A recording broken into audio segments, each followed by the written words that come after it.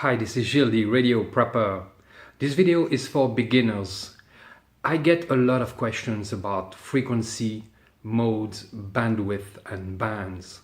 And those terms might be a little confusing to people who are starting radio, so it might be also a good review for people who already know.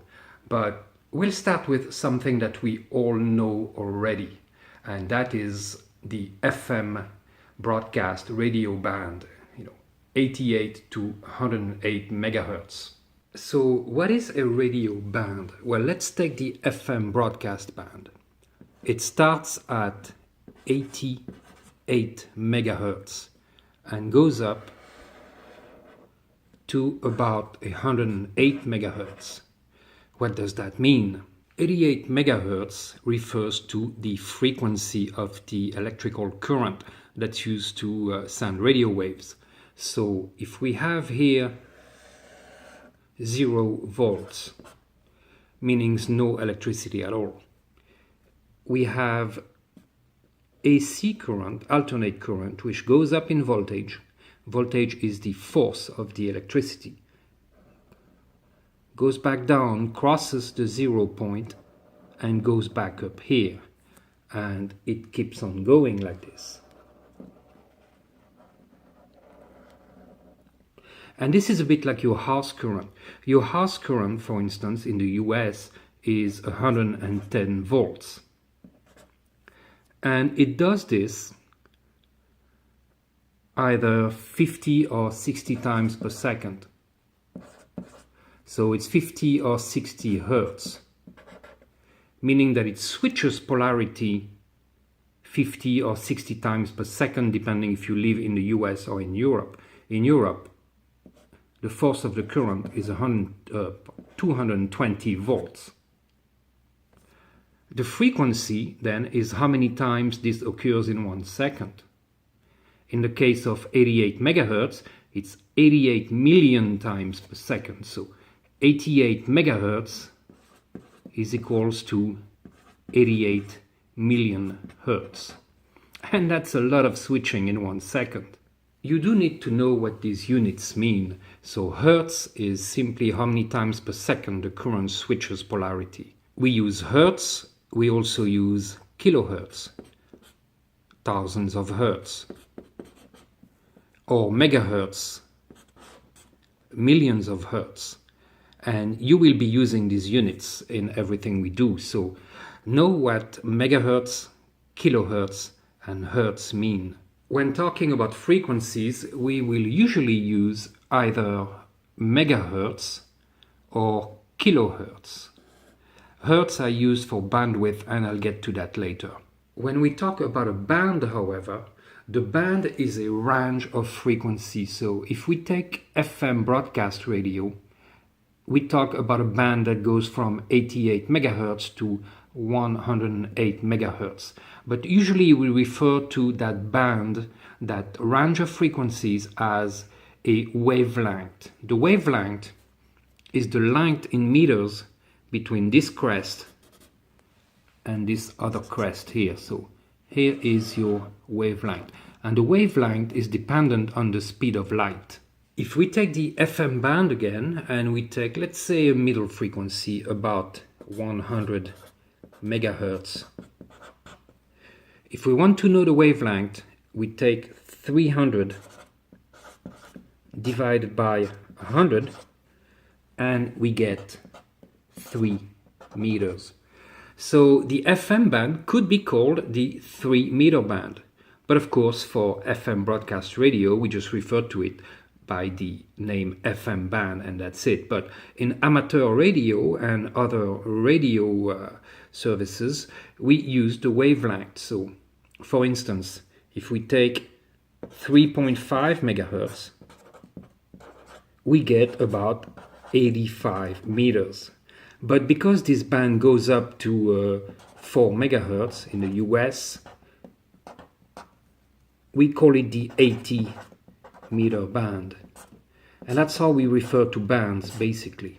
We'll get back to the commonly used bands for radio, but we'll talk about the mode. The mode here is FM, frequency modulation. What does that mean? Well, To carry someone's voice, you need to modulate the signal so that it can be demodulated on the other end at the receiver. So we modulate the frequency, meaning that this frequency here is going to be changed a bit, fluctuating to the sound of your voice. And that will allow the signal, your voice, to be carried over from a transmitter to a receiver. If I want to draw what FM looks like, it's basically a signal that will switch frequency depending on your voice.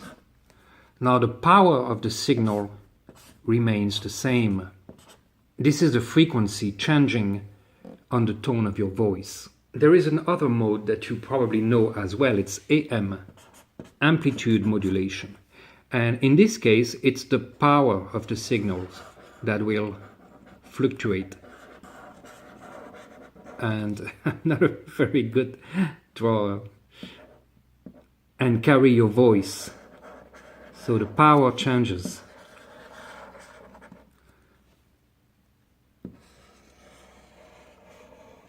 And here's your signal here.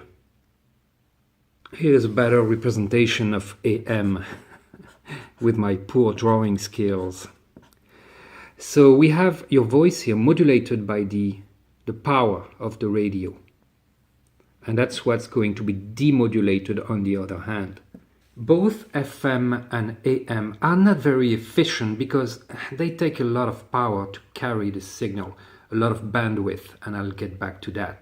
They're not very efficient, however, they're very good for audio quality, and that's why both of them are used to send, of course, to broadcast music. Little radios like this handheld, for instance, use FM frequency modulation because it's used for shorter distances and good audio quality, but it's not very good at long distance communications. It's possible, but it's just not the best. Another mode has been invented, actually, two modes, I would say, and I'll add some more, but basically we are going to take the AM signal here and we'll get rid of the carrier frequency here, the center frequency of the signal, and we'll remove one of these sidebands. This is called a sideband. So let's say we remove the bottom one. We'll be left with the upper sideband, USB. The lower one is called LSB, lower sideband. Both of these are SSB mode, single sideband. The advantage of this is that a whole of your power, much more power, goes into one sideband, so the signal is going to go much further because it just gets more power. Now the audio quality, of course, takes a beating, and when you listen to USB or LSB, it sounds a bit like Donald Duck, but it will go much further than AM or FM. Now imagine that we're looking at this sideways, so let's say I put the sheet of paper like this, and we looked at the signal on a certain frequency range. So let's say we have, we'll take the 2 meter band, 144 megahertz to 148 megahertz. And we look at an FM or an AM signal. These signals will be fairly wide. So you'll see a peak like this, and that carries your voice. When I say fairly wide, well, in FM it might be something like 12.5 kilohertz. And that's a lot of bandwidth, and that's what bandwidth means. It's the width of the signal. If you use a certain amount of power, let's say 10 watts, the 10 watts will be spread over this bandwidth here. So all your 10 watts will need to be used to fill this bandwidth, this signal here. So again, it's not the most efficient. However, if you take a single sideband, upper or lower sideband, your signal will be much narrower and it will look something like this. And you can see this is about 3 kilohertz. So if you use the same 10 watts in this signal, actually it will go a little higher, but it won't be any wider. So you get more range using a mode that is more narrow in bandwidth. And that's why on certain ranges of frequencies we use USB or LSB for long distance communications. Now let's take another case, another mode, Morse code. Well, Morse code is not a mode, it's a code, but Morse code uses CW mode, continuous wave, and it's just a tone. It's usually a 600 hertz tone, which is about 30 hertz wide. So this is very, very narrow, 30 hertz. And of course you can see here, if we put our 10 watts into a CW signal, it will go much higher than an AM or FM or single sideband signal. So it will go even further. There are digital modes that use even less bandwidth, and some of them use more, but digital is another all other animal, because of course some digital modes are wider but much more efficient at decoding very weak signals. But CW, Morse code, is very good at long distance communications, and the advantage of it, of course, is that radios are very simple. And by the way, you can't say I'm learning CW. You can't learn CW the same way you can't learn to speak FM. You have to say I'm learning Morse code, and you're sending Morse code using CW. Our frequency ranges as used by amateur radio, CB, handheld radio, walkie-talkies, etc. are divided into basically 4 types, 4 ranges of frequencies. We have HF, very widely used, high frequency, and that's about 3 to 30 megahertz. Below that we have MF, medium frequency, and I don't remember the bottom of it, but it's below basically 3 megahertz. So AM broadcast radio, for instance, is MF, medium frequency. Also, there is an amateur band in there that's 160 meters, and that's 1.8 to about 2 megahertz, if I remember well. I haven't really experimented with this yet, but it's good for certain things, like it has a good ground wave, so good for local communication to quite a bit of distance. HF. Then we have VHF, very high frequency, which is about 30 to 300 megahertz. And then we have UHF, which is above 300 megahertz, and I don't remember exactly where it stops, but we're not really concerned with that. For instance, the 70 centimeter band is in UHF, and that's 432 megahertz to, I don't remember exactly, but I think it's 440, depending on the country, of course. VHF bands that are well known in that range are the 2 meter band. We have the 4 meter band for some countries like England, and we have the 6 meter band. Some frequencies, some bands below medium frequency are used by amateur radio operators, but very few. And some people operate above UHF, but again, very few people. And all these modes, all these bands are fairly experimental. But we are going to use essentially, mostly one of these 3 ranges of frequencies, either HF, VHF, or UHF. HF is used for very long distance communications, and VHF and UHF are used for more local communication, although the bottom of VHF can sometimes go pretty far. In the HF range of frequencies, we are mostly going to use SSB modes, so either USB or LSB, and sometimes AM. On the VHF and UHF bands, we are mostly going to see FM for walkie-talkies essentially, and sometimes SSB as well. And a few people still use AM also, and with some old radios. And you can use any modes on any frequency, but some frequencies are better or mostly used with certain modes because of the range that they cover. VHF and UHF are mostly line of sight, meaning that they are used for direct communication in a straight line.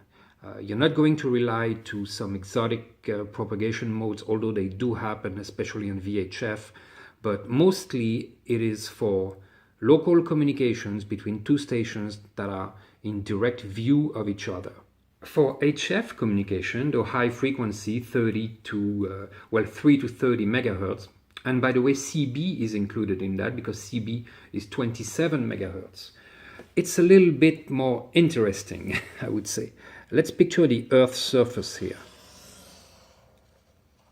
Now the problem is, if I'm here, and the guy I want to talk to, the station, is actually here, the problem is that I have the curvature of the Earth here that is an obstacle, and my radio waves cannot go through. So, of course, this is not to scale. Or there could be, say, a mountain here, or a hill or something. I can communicate with the other station. But the ionosphere here, which is about 400 kilometers above the Earth's surface, can refract HF signals. Meaning that if I send a signal here, it can be refracted in the ionosphere and come back down to this other guy here. And that's very, very desirable because it allows us to make very long distance communication between two stations.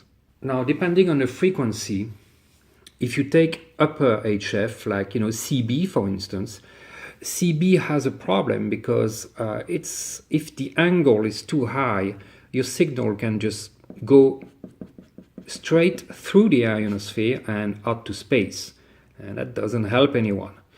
Usually frequencies on the upper HF, like CB or even the 20 meter band, 14 megahertz, will need to be used during the day. Because during the day, the ionosphere here is powered by the sun and is much stronger and will refract radio waves much better. But some bands, like the 80 meter band, if you use a horizontal antenna, can actually refract at a very high angle and be used for regional communications over shorter distances. And when I say shorter, I mean a few hundred miles. Upper HF is better for very, very long distance, but during the day. 80 meter, for instance, will work better at night, but it does also work during the day. 80 meter is like a regional telephone, and I'll get back to that. So now you have a better idea of what a modulation mode is, the frequency in relation to the wavelength, and you know that we have frequency bands and that they fall into larger ranges like HF, VHF, UHF. And now I'll quickly mention a few of the most common amateur radio bands and non-amateur radio bands. And we'll start at the bottom of the range, regarding frequencies. So the 80 meter band is one of the lowest, most commonly used by amateur radio operators. It's 3.5 megahertz to 3.8 megahertz in Europe and 4 megahertz in Europe. So again, the 80 meter band is one of the most important bands for amateur radio and prepping. Why? Simply because, again, it refracts at a very high angle on the ionosphere. So it's very good for regional communications. Ranges, from maybe a couple hundred miles, 300 kilometers to maybe, 1,000 miles. And those are the most important ranges. One tank of gas, it doesn't take much time for someone to cover that distance. So if you can communicate with a group of people that you map around you on a regional range, that can really be very useful and, save your bacon. Then we move up to another band that is very important for prepping, and that is the 40 meter band. Why is it very important? Because it can do everything. It can do regional communications, high angle of refraction, and that's called NVIS, Near Vertical Incidence Skywave. You use a horizontal antenna, so the signal is always beamed perpendicular to the wire. So you're going to string your antenna horizontally, the signal will go straight up and rain back down, covering a regional range. So 40 meters is very good at that. But it's also good at very long distance communications too, if you string your antenna vertically. And of course the antenna is a half wave long. Well, the best antenna, in my opinion, is a half wave long. So a 40 meter band antenna is going to be roughly 20 meters long, 64, 65 feet. And that's fairly long, and it's probably the upper range of what you can throw in a tree, a wire up a tree. Longer than that, you're going to have trouble. So 40 meters, if I had only one radio for prepping, I would choose the 40 meter band because it can do both NVIS, high angle, regional range, and vertical antenna, long distance skip for very long distance communications. The 40 meter band is 7 megahertz to 7.2 megahertz in Europe and 7 to 7.3 megahertz in the US. So now we go up to the 30 meter band, 10 megahertz, actually 10.1 to 10.15 megahertz, mostly reserved for digital modes and Morse code. Well, actually Morse code is sort of a digital mode, but the computer is your head. So in most countries, voice modes are not allowed on the 30 meter band. And it's a very good band because in some circumstances it can do NVIS, but I wouldn't rely on it. The upper limit for NVIS, high angle regional communication, is about 10 megahertz. So the 30 meter band is just at the very top of that. But it's a very good band for long distance communications, and sometimes when higher frequencies don't quite make it, 30 meters will work. I'll also mention the mode used on 80 meters and 40 meters. By convention, 80 meter, the most used mode on 80 meters is LSB, lower sideband. Same for 40 meters, lower sideband. Although a lot of military radios only have USB, upper sideband. So you just use upper sideband, but you'll find much less people listening to upper sideband on 80 and 40 meters that you will find people listening to lower sideband. And of course, a lot of people listen to CW, listen for Morse code on CW mode. Then we get to a very widely known and used band for amateur radio again. It's the 20 meter band, 14 megahertz to 14.35 megahertz. And 20 meters is very widely used because it's a very good band for long distance communications.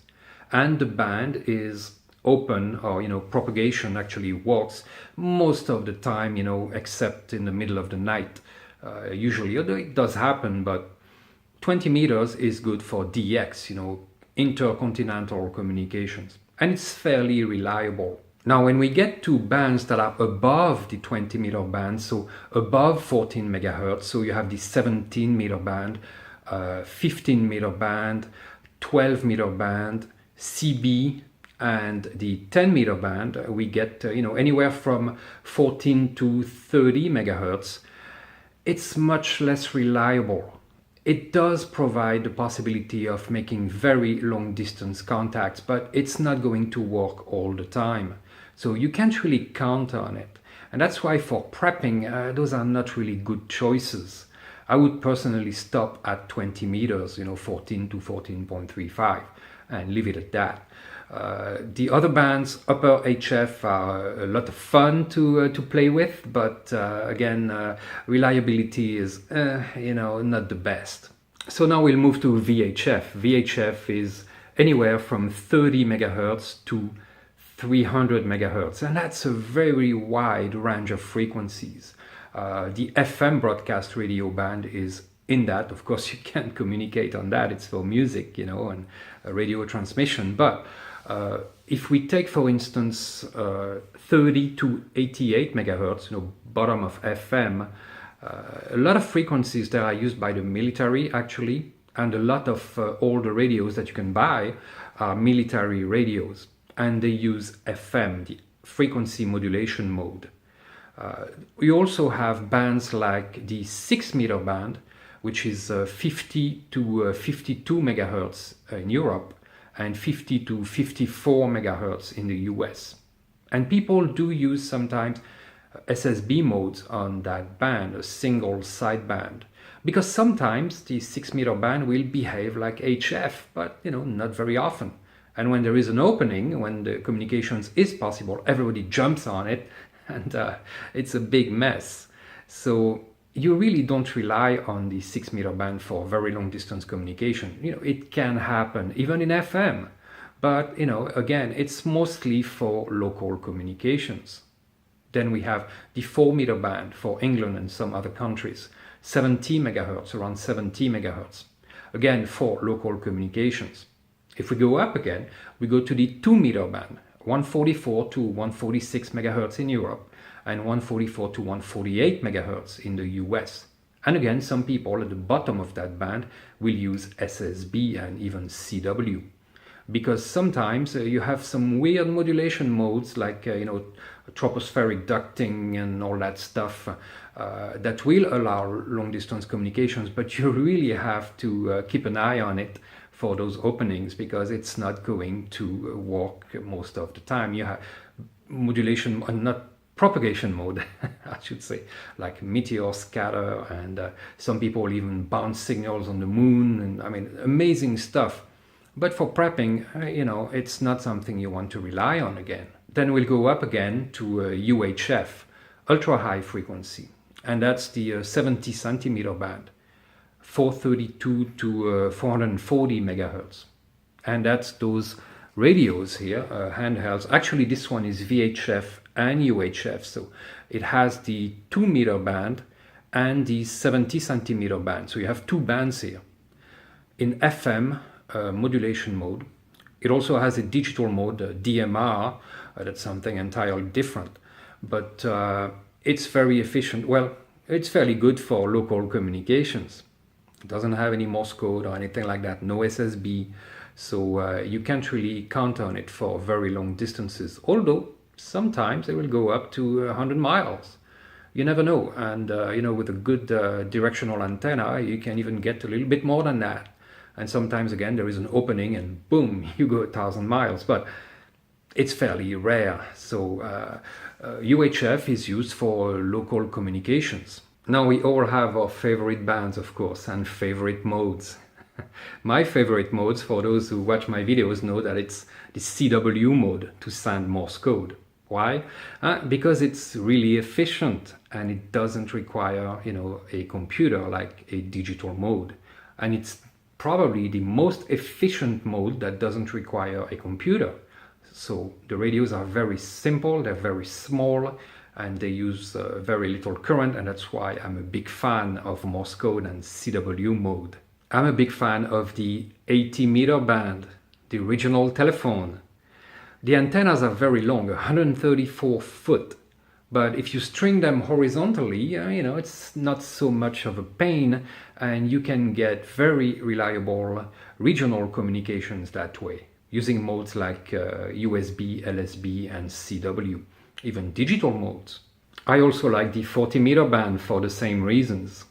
I like the 30-meter band because it's, it's pretty much Morse code only and digital modes only. So you find a lot of traffic in those modes on that band. Then I like the 20-meter band because everybody uses it. And it's very good for very long distance communications. Used by sailors, for instance, on 14.3 megahertz for the maritime nets. On VHF, I really like the 6-meter band on FM, simply because I have military radios that are on 6-meter FM. So it's very good for communications in wooden areas, and it works extremely well. We have the 2-meter band, which I really like for SSB contacts to extend the range of local communications with a directional antenna. UHF I use for local communications with the walkie-talkies, and I like it because it requires pretty short antennas and they're still efficient. So you see, there are lots of reasons why to use certain frequencies and certain modes at certain times for certain reasons. And that's why really you should get into amateur radio and learn how to take better advantage of those different frequencies and modes of communication. You could, of course, stick with CB and those little FRS or GMRS radio, PMR radios for handhelds, but you're going to be missing out a lot on the HF bands. Well, CB is the upper HF, but you can't really make reliable very long distance communications with a CB. It's really good. I like CB. I started with CB, but I know its limitations and it's not something I will count on. Of course, I would suggest anyone to get one because a lot of people have them somewhere in a drawer, and if the SHTF happens, all those CBs are going to be coming back out, and you probably would have some people on those frequencies. So definitely have a CB or have a radio that can listen to those CB frequencies and even transmit, although of course it's not allowed. So only a CB radio can be used to transmit on CB frequencies. If you still don't want to get an amateur radio license, at least have a receiver that allows you to listen to the HF bands. And that's very important because you can gather a lot of information that way that comes from further away, or even, from bands like the 80-meter band, when you're probably going to have a lot of chatter on a regional basis. So that's very important for you to know. So I highly suggest that you get an amateur radio license. It's not that difficult really, and believe me, don't worry about being on the list. You're already on a bunch of lists, so it's not something I would worry about. There really aren't any good reasons not to get an amateur radio license because it gives you access to so much bandwidth, so many frequencies that you could transmit on. Well, I think I covered most of it. I hope I didn't forget anything. I might have. I will, of course, answer all the questions you might have in the comments below, but I would prefer that you went to patreon.com, signed up and asked your questions there, because that really does help. Thank you for your time. Have a good one.